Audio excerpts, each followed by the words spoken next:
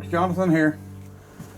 Well, you know, I done that little intro and today's menu was screw jacks, but it's not really. They're called jack screws.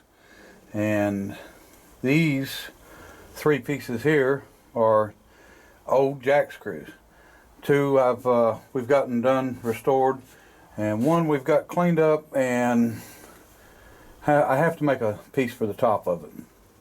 And I just haven't had a chance to do it. And then we'll get it painted also. Anyway, I wanted to talk about these things a little bit, and then we'll go into detail on one particular one. In 1905 and around 1905, these were called Locomotive jack screws. Okay, my 1927 book shows these as being bell-bottom jack screws. And they changed names. I would think that they changed the name of them, you know, for sales reasons, because, you know, the locomotives were you know, getting fewer and far between, and, you know, buying these, you could use them for a lot of other stuff besides a locomotive. And they probably, you know, this, I know they call them jack screws, but I think they were more of jack stands. You know, these things are rated heavy, and I doubt you can pick up what they're rated at unless you had a really long bar and a lot of room to move it. So anyway, we got three different kinds here, and the biggest one being the orange one, and it's made by a company called ALSIW, and they made a lot of them, and I see a lot of them online.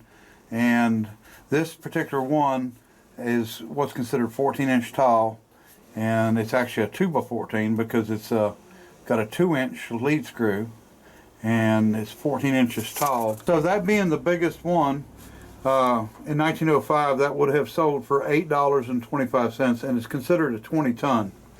So it would hold up 40,000 pounds, and I tend to believe it would hold that on a good solid foundation anyway, floor, what, you know, definitely not a in the dirt. But and our second, you know, the medium-sized one here is a 2x12, and it's L&B Company is the company that built it, and they also built a lot of them. And, you know, none of these are rare by any means, but $7.50 in 1905 is what that particular one would cost you. And like I said, I am missing a part for it, so I'm going to make a piece for the top because I don't want to throw it away, and, you know, it's just a neat piece. And so our third one, the Simplex. Kind of funny because that company is still in business and still making these things just like they were made. And so when in 1905, now this company started in 1899, but in 1905, a 1.5 by 10, which is a pretty small one, would have been $4.75. Now you can still buy this same one brand new, and it's going to cost you $309 now. And, you know, it varies depending on where you get it, but it's going to be somewhere in that area of that price. Although we've got three here, I'm going to concentrate on the Simplex. Because this company, like I said, it's an American company, and they're still in business, and they're, you know, a really good company. They make a lot of hydraulic stuff now where they didn't used to make. They got into the hydraulics and hydraulic jacks, you know, sort of later than a lot of them, because my 1905 catalog shows hydraulics jacks, you know, in there. So, but the Simplex was actually a trademark name. It was a product name, and the company that actually owned it and started it was Templeton Kinley and Company, and they were in Chicago. And it was actually a fellow named Walter Templeton that was the inventor and sort of well, he was an engineer, but for the company.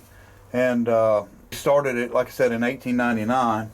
Believe it or not, there was a gold medal winner in 1913 from the American Museum of Safety, and it's the only jack ever to win a gold medal from them. In 1939, Walter Templeton retired, And his son John Templeton took over.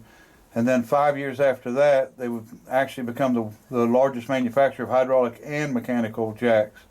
And in 1953, they actually built a new factory. It was 127,000 square feet. So it gives you an idea of the size of it.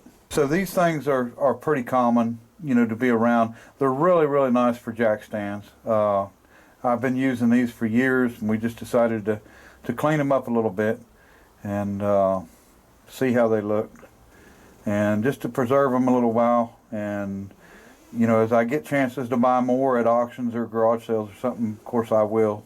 So I hope you enjoyed this. I'm going to do it some more. I've got a lot more stuff, a lot more industrial stuff I can tell you about, and you know, hopefully I can make it a little bit more enjoyable than if you go searching for the information yourself. But anyway, I appreciate everybody watching, and until next time, bye.